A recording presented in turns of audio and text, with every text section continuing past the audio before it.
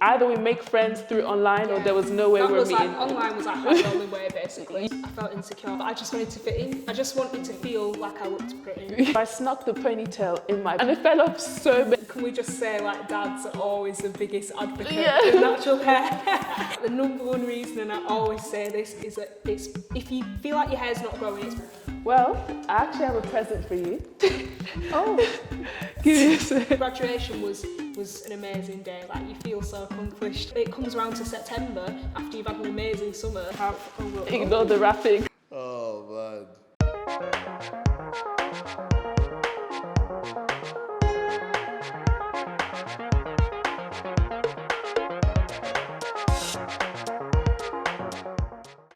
So, my name is Amelia Aulani. I'm Caribbean, Dominican and Jamaican, but I was born here in the UK. I've just graduated with my bachelor's degree in sociology, and now I'm working towards getting a job in the media industry. I do actually have a TikTok account where I post natural hair care videos because that's what I'm most passionate about, and I also do Instagram as well, and that's the same kind of content. What you've told me, as being your friend, little Amelia would not be posting on TikTok for anyone. She definitely wouldn't. She definitely wouldn't. Like, she felt way too insecure about the way that she looked, and that was mainly because of the hair. Like, I haven't even introduced this series, but on this series, I just plan to bring Gen Z voices, Gen Z that are doing amazing things, just to get our perspective on life. Wanted to bring on Amelia because she's doing amazing stuff with hair, but also she's just finished uni. She's still job hunting, you know, like, it's just so, we're keeping it real over here. Like, none of us really know what we're doing, but we just want to share the parts we're passionate about, and for you, that's your hair. So thank you so much for coming. Oh. I think we need to speak about how we met. Let's speak about how we met. So when we started uni, we had a freshers page, and because my friend made the freshers page, I actually had to be the first person to post on the freshers page. So I posted a little introduction, like, my name is Salome, I'm going to be studying computer science. Some of my friends at the time, they convinced me to post. I wasn't gonna, I was like, no, like, what's the point? Yeah. And then I was like, actually, let me just do it, put myself out there a bit. And we were at COVID-19 year. Either we make friends through online or there was no way we're meeting. Online was like the only way, basically. Yeah. Nothing else. We started speaking on Instagram and we first FaceTime for the first time. And you actually FaceTimed me with your bonnet on. I did. Even then, like, I did feel a bit insecure about my hair, but on that first time I felt so calm. Like, I didn't really care that I was wearing my bonnet. Usually I'd be like, no, I don't want to be seen wearing my bonnet. Do you know what I mean? And that was kind of the start of your hair journey, wasn't it? Yeah, it was. Like, it was during that time actually that I was like, oh, I've got loads of like time on my hands during COVID. I finished school. I'm not really working right now. What can I do? Oh, let's fix my relationship with my hair. So. Your hair looks amazing now. But back then, how would you describe your hair? It'd been the same from when I was younger. Just I felt insecure. I didn't like the way that it looked, and I didn't know how to look after it or how to maintain it or anything. So, and obviously when you don't know how, it's not gonna get any better. It's just gonna, do you know what I mean? My actual hair itself was like quite dry, quite like broken really, like it was breaking all the time. I remember one night actually twisting my hair, and when I got to the bottom of the twist, my hair just fell out. So does that sum it up? Like, yeah. So on your TikTok, you're obviously posting you talking about your hair journey, hair care. You're just a chatty person. I remember the first time I met you, I was like, this girl can talk. And then you mentioned to me that you actually started speaking when you were 1 year old, was it? 6 months. 6 months? That's why. Oh, my dad was scared. Oh, so that's so scary. To say the least. A 6-month-old speaking. Like, what were you even speaking about? Do you remember? Anything. Like, we'd go somewhere new, I'd start speaking to the people there. Like, just anything I could talk about, anything that I could see, I would talk about, basically. So I guess speaking on your TikTok, like, speaking just comes naturally to you now. Yeah, I mean, to be fair, it's always come naturally, you know, in terms of I've been talking since young, like I just said. But on TikTok, I was actually a bit scared at first. Like, so I've been doing it now like just over a year. But when I first started, I was a bit like about talking to the camera. Do you know what I mean? I don't mind jumping and hopping on trends, but then when I've actually got to like speak to the camera, I'd be like, oh, I don't know if I can do this. But the more that I've done it, I actually really enjoy doing it, and it lets me like build a bit of a relationship with my followers. You know what I mean? Instead of them just seeing edits and stuff, they can actually see me like talking to them and trying to connect and like trying to understand and stuff. So it's actually been better since I've like posted videos talking. We've spoken about how you weren't confident, now you are confident. What actually changed in that time? I think a lot of it is to do with kind of what I stand for now with representation, and the whole like meaning and reason behind me doing TikTok is to be that representation for not just, well, younger black people, but also just everyone really in general. Because I think growing up and stuff, I went to like a predominantly white primary school, and I didn't really have a lot of people that were like me, or even that had, you know, Afro hair is just so diverse, so diverse, and there was literally no one who even had that similar to me, like when I was like in primary school. So I think that definitely took its toll on my confidence. But you know, so doing like TikTok and stuff has given me the chance, and just social media in general, it's given all of us the chance to kind of see other people who are similar to us, and I think that's really helped me as I've grown up. I think one important thing to mention actually, I think that's impacted my confidence a little bit, is sometimes I think people don't know what to say when it comes to hair, and I've had like comments and stuff in the past of what looks better on me and what doesn't look so good, and I think that's hard when you're already unsure about yourself and other people comment on that too. It like messes with your head a little bit. So what comments like, oh, you look better in braids, or yeah, comments like I look better in braids, or I look better with straight hair, and I've not straightened my hair in 5 years now. But when I did, like, I know that people would have said they preferred it, do you know what I mean? So things like that, but they're all like harmless comments. But I think like being like a black woman, and yourself, you'll know like that a lot of our identity is connected to our hair. So when someone comments on that, they might not realise how much of an impact that can have necessarily, but it does. It does. Well, I did one video in particular where I spoke about an experience I had myself, like being on a night out and having people literally reach for my hair. just like yeah, just to like grab it, just to rag it, and I've had to say like, whoa, like what are you doing? You can't just do that. Yeah. Which I think is insane, but I think it's when I try to like understand it from an outside perspective, I'm like, well, if you hadn't seen that hair before, maybe you're just interested. And it all comes from like a good place, but it's like you have to understand people's boundaries, and that you can't just come in someone's personal space and do that. So one of the things you've mentioned to me is how you played violin when you were younger. Yeah. And there was something you told your mom, the deal you made with your mom. It's crazy, isn't it? Everything in my life links back to hair. Yeah. So yeah, I played violin for 9 years. So with my violin, my mum always used to be telling me all the time to be practicing, but I always used to avoid practicing. But it's good to do these kind of things when you're a kid. But anyway, so she'd said to me about practicing more, and I said to her, I said, okay, we'll make like a little deal then. If I practice a violin every morning before school, can I have my hair straight for school? And she said yes. So that was like our little negotiation that we did between us. So that was the best thing you could think of back then. Straight hair, no PlayStation, no iPad. Nothing, it didn't even matter. I just wanted to have straight hair because it's quite sad, but I just wanted to fit in. I just wanted to feel like I looked pretty in school, and that was the only way how having straight hair. I actually have a horror story. When I was in secondary school, my dad always likes it when I had my Afro hair in a bun. Yeah. But I like to put it in a bun and then put like a fake ponytail on it. Yeah. So my dad was just convinced me. He was like, no, just go to school, just with it. You look nice, don't worry about it. So I snuck the ponytail in my bag. And then when I got to school in the toilet, I literally you just clicked it on. I promise you, I was in the library with my friends and we were just chilling. And then I was just leaning back on the chair, leaning back. You tell where this is going.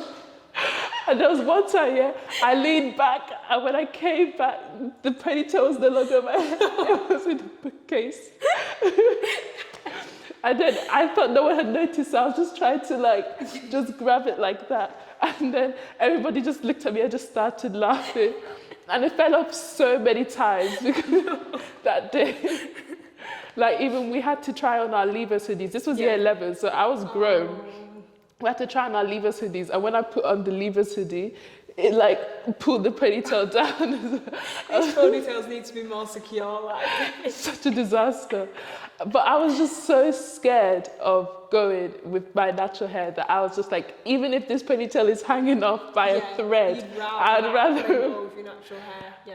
And that is something I'm still working on. Like, I'm feeling quite anxious because next week I have to go into my lecture with my natural hair, and I'm like, what are people going to think? I definitely want to work towards making it more of a positive thing for you and for other people as well. But I think that, can we just say, like, dads are always the biggest advocate for natural hair. I see so much of this on TikTok as well. Like, someone will be saying about getting a wig, and then they'll say, but my dad said that I should just wear my natural hair. Yeah, literally. A little bit like my dad always mentions mine all the time. My dad is a huge advocate. He's like, can I touch it? He's like, wow. And it just convinces. He's like, you look so pretty with your natural hair, just have it. And I'm like, I don't know. What was your dissertation title? So, my dissertation title, this is taking me back now, it's testing me a bit. It was a socio-historical analysis of the relationship between hair and identity. So for black women, that was like my general focus for my dissertation. And what was like a key theme or something that you really took away from that? So I did, do you know what, can I just say I learned so much doing it, because you'd think, I'd know it because it's something I'm doing, but no, I actually took a lot from it, all the research gave me loads of ideas and just really educated myself as well. I think the main thing that I got from it was the campaign that I focused on, the Halo Code. I love what they're doing and how they're trying to stop hair discrimination and just what they put out there and how they're trying to focus on school and the workplace, because that's where most people encounter that kind of discrimination, because we spend half of our life either in education or working, so it makes sense. And I think just that focus for my dissertation, I was always able to come back to that all the time, their purpose, whatever I was talking about, personal experiences that people had where was it? It was in the school, it was in the workplace, going back to the texture of people's hair and deciding to use a relaxer. What does it go back to now? We're having a relaxer in the workplace because that looks more professional, that's more socially acceptable. Do you know what I mean? All those kind of ideas that society's just pinned on us, I could link it back to what the Halo Code do and their campaign. Do you have any advice for anyone struggling? They're in that stage you were, what is it, 3 years ago? Where their hair is short, they don't know what styles to do with it, they're tired of it, but they think their hair can never grow, it can never be something worthy. I think the first thing that's worth saying is that your hair will grow. It definitely will grow. I thought, it's just because I have bad genetics or something. Unless you have a type of, alopecia or actual condition that you're aware of or that you think you might have, then there's no reason for your hair not to be growing. The reason behind it, the number one reason, and I always say this, is that if you feel like your hair's not growing, it's because you're not retaining length. Your hair's growing, but it's breaking off at the same time. So just imagine it's growing a bit and it's breaking, it's growing a bit. You're never ever going to see any length because all the time it's constantly breaking at the same time. So I think length retention should always be your biggest thing that you focus on. And literally all that comes down to is keeping your hair moisturised. Keeping it moisturised, creating a good wash day routine, making sure you're deep conditioning, making sure that you're giving your hair a proper shampoo, a proper cleanse. If you're washing your hair, it needs to be clean. I see people skipping shampoo all the time. And do you know what? If that works for you, it's great. But shampoo, it's just a no-brainer. Minimal heat. But I'm not gonna lie, I do use a blow dryer and stuff, so I'm not against heat completely. But low setting, and just keeping it moisturised, keep it protected. Wear a protected style like you're wearing now, like braids, cornrows, locks, whatever you want. Oiling your scalp. Make sure when you're taking down your protective style, you're gentle, you're patient with your hair. You will see growth because that's literally just how I've grown my hair over the past 3 years. And if you've seen my TikTok or you've seen photos, and you just know that my hair's changed. It's grown so much. But I want to speak more about you. So you've just finished uni now. You've studied sociology. Do you know where you see yourself? Do you know what you see yourself doing? Be completely honest. Well, I think a lot of people can probably relate to the position that I'm in right now, or they've previously been in that position. But now that I've graduated, it's great. You know, graduation was an amazing day. Like, you feel so accomplished. Like, you're like, oh, all that hard work, it paid off, which is great. But then it comes around to September after you've had an amazing summer, and it's like, oh, I'm not going to uni now. I've not got any like academia to go back into, which feels really strange because that's all I'm used to. September's always that reset, the new year, more education, more learning, you know. But I think it's definitely hard because I do feel a little bit like, oh, like I'm just kind of, I don't have anything. But also I think it's important to remember that a lot of people are in that position right now. And, you know, if anyone else is thinking that, then you know, you're not alone, so it's okay. But I do have like a slight idea of what it is that I actually want to go into, and I know that I want to delve more into the media industry because obviously I already do TikTok and Instagram with all my hair stuff as we've discussed, but I think I'd just like to take it that bit further and make more of a career out of it as well. So I have like an interest in radio, broadcasting, podcasting, that type of thing, because I love to speak. So that's something I want to go on to as I continue with social media at the same time. Other girls, boys, anyone who has hair like mine, I'm trying to be that representation to just show, you know, this is Afro hair, this is what it looks like. And, you know, there's so much negativity around it, but, you know, we actually need to embrace it and realise that it's actually beautiful in its own way and it's unique in its own way. And why do you want to do that? Like, why? There's a lot of people doing hair. Why did you see that as that's what I want to do? I want to help other people.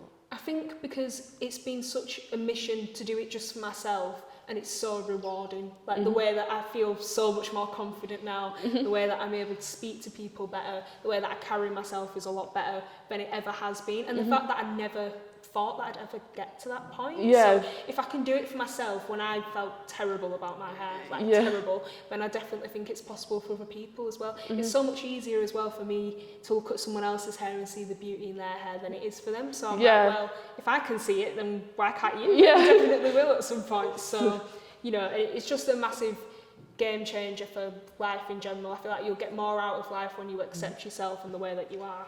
That's my like current idea anyway. I do work as a lifeguard, and like that's something that I've been doing for a while, and I actually really enjoy it. You know, once you get used to something, you like your workplace, you like the people that you work with, and like it's just a good routine. Like I like doing that for now, like I do. Well, I actually have a present for you. Oh. Give me a second. As a little thank you for coming onto the podcast, I thought I'd give you this. There you go. Feel free to open it. Okay, I'll open it now. Let me open it now. No pressure. Tied so nicely. Let me have a look. Ignore the wrapping. The wrapping. Do you know what? Let me leave it in here and open it up. Oh. Oh yeah. Let me just say, I love this product.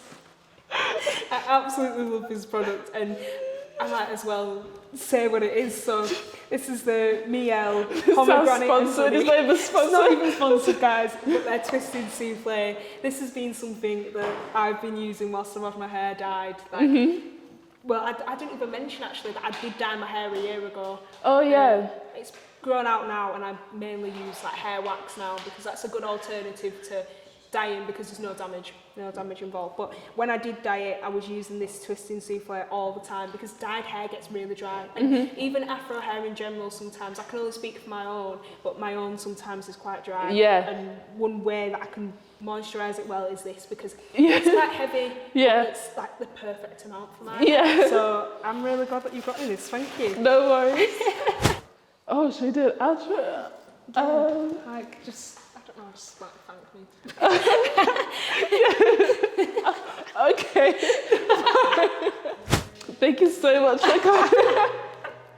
Can I say thank you as well, because this has been so much fun to film. Like, I've really enjoyed doing it, and I just wanted to say as well, if anyone else feels like they can relate to anything that we've spoken about, and like obviously the main topic being hair, then I would definitely say once again to follow me on social. Yes. Follow my TikTok, which is Amelia Aulani, and my Instagram is Natural Hair Chronicles. There's a few little dashes in that, but yeah.